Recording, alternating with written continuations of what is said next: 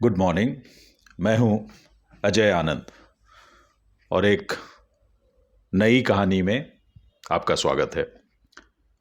इस वीडियो में आप रामायण की संक्षिप्त कहानी सुनेंगे। तो शुरू करते हैं।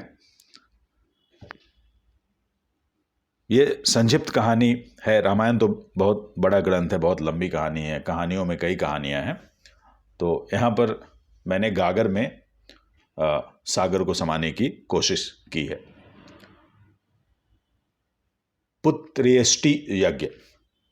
सबसे पहले अयोध्या के राजा दशरथ ने पुत्रेष्टि यज्ञ किया।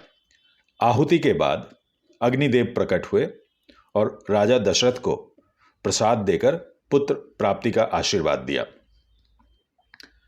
राम जन्म। समय बीतने पर राजा दशरथ के घर 4 पुत्रों का जन्म हुआ। उनके नाम हैं राम, लक्ष्मण, भरत और शत्रुघ्न।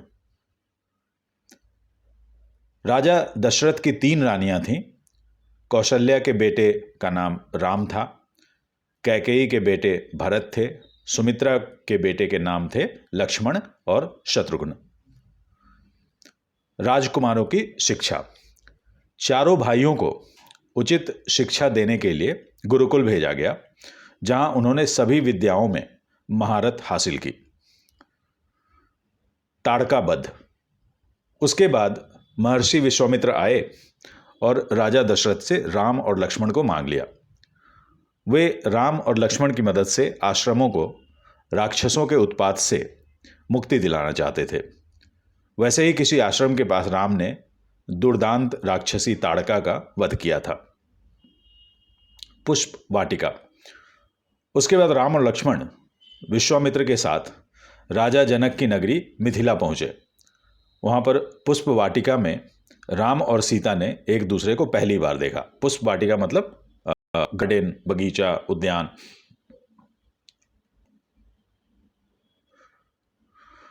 शिव धनुष का टूटना। सीता स्वयंवर में राम ने शिव के धनुष को तोड़ दिया। उसके बाद शर्त के अनुसार राजा जनक ने सीता का हाथ राम को सौंप दिया। राम विवाह। उसके बाद राम का विवाह सीता के साथ हो गया। राम के बाकी भाइयों के विवाह मिथिला की बाकी राजकुमारियों के साथ करा दिया गया। राम का राज्याभिषेक। बूढ़े हो रहे राजा दशरथ ने राम को राजा बनाने का निर्णय लिया। इससे हर तरफ खुशी फैल गई। मंथरा। राम के राज्याभिषेक की बात सुनकर मंथरा बहुत दुखी हो गई।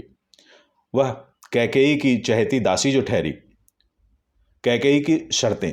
मंथरा के बहकावे में आकर कैकेयी ने दशरथ से 2 मांगें रखी। पहली मांग थी कि भरत को राजा बना दिया जाए और दूसरी मांग थी कि राम को वनवास दे दिया जाए। वनवास। वचन से बंधे राजा दशरथ ने विवश होकर राम को वन जाने को कहा। वनवास की ओर। दशरथ के विश्वस्त मंत्री सुमंत ने रथ पर राम, लक्ष्मण और सीता को बिठाया और वन की ओर निकल पड़े। पीछे पीछे अयोध्या की प्रजा रोती बिलापती चल रही थी। केवट मिलन। आगे रास्ते में गंगा पार करने के लिए राम, लक्ष्मण और सीता को नाव की आवश्यकता पड़ी। निषाद राज केवट ने राम के पैर पखारे। उसे डर था कि राम के पैरों का स्पर्श पाकर चमत्कार से उसकी नाव किसी महिला में न बदल जाए। गंगा पार। राम के पैर पखारने के बाद केवट ने उन्हें तथा लक्ष्मण और सीता को गंगा पार करा दिया। दशरथ निधन। दशरथ अपने प्रिय पुत्र से बिछड़ने का आघात झेल नहीं पाए और उनके प्राण पखेरु उड़ गए। भरत मिलाप। दशरथ की मृत्यु के बाद भरत राजा बनने को राजी नहीं हुए। वे वन में राम से मिलने गए ताकि उन्हें मनाकर वापस बुला लें। चरण पादुका। जब राम वन से लौटने को तैयार नहीं हुए तो भरत ने उनकी चरण पादुका मांग ली। अयोध्या में चरण पादुका को राज सिंहासन पर रख दिया और फिर राजकाज संभाला। शूर्पनखा। रावण की बहन शूर्पनखा वन में विहार करते हुए राम की कुटिया के पास आई। उसने राम से शादी करने की इच्छा जताई। जब विवाद बढ़ गया तो लक्ष्मण ने चाकू से शूर्पनखा की नाक काट दी। स्वर्ण मृग शूर्पणखा को आहत देखकर उसका भाई रावण गुस्से से आग बबूला हो गया। उसने बदला लेने के लिए अपने मामा मारीच की मदद ली। मारीच ने रूप बदल लिया और सोने का हिरण बन गया। सीता हरण। सीता के कहने पर राम उस सोने के हिरण का वध करने निकल पड़े। उसके बाद धोखे में आकर लक्ष्मण राम को ढूंढने निकल पड़े। सीता को अकेली पाकर रावण ने उनका अपहरण कर लिया। सीता की तलाश। वापस आने पर राम और लक्ष्मण ने सीता को कुटिया में नहीं पाया। दोनों भाई सीता को खोजने के लिए वन में इधर उधर भटकने लगे। जटायु। सीता को खोजते हुए उन्हें एक जगह गिद्ध का राजा जटायु घायल अवस्था में मिला। उसकी वैसी हालत रावण ने की थी। जटायु ने बताया कि रावण सीता को लेकर दक्षिण की ओर गया था। सुग्रीव मिलन। सीता को खोजते हुए राम और लक्ष्मण पहुंचे। वहां उनकी मुलाकात वानरों के राजा सुग्रीव से हुई। सुग्रीव को उसके भाई बाली ने भगा दिया था। बाली वध। राम ने बाली और सुग्रीव को द्वंद्व युद्ध करने को कहा। जब दोनों भाई लड़ रहे थे तो राम ने एक तीर चलाकर बाली का वध कर दिया। उसके बाद सुग्रीव को किष्किंधा का राजा बना दिया। सीता की खोज। वर्षा ऋतु समाप्त होने के बाद राम ने वानरों और रीछों को सीता की खोज करने भेजा। चलते समय उन्होंने हनुमान को निशानी के तौर पर एक अंगूठी दी थी।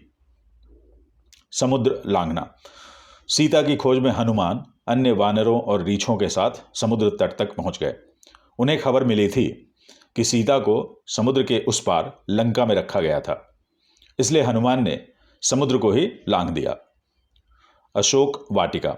हनुमान को पता चला कि सीता को अशोक वाटिका में रखा गया था।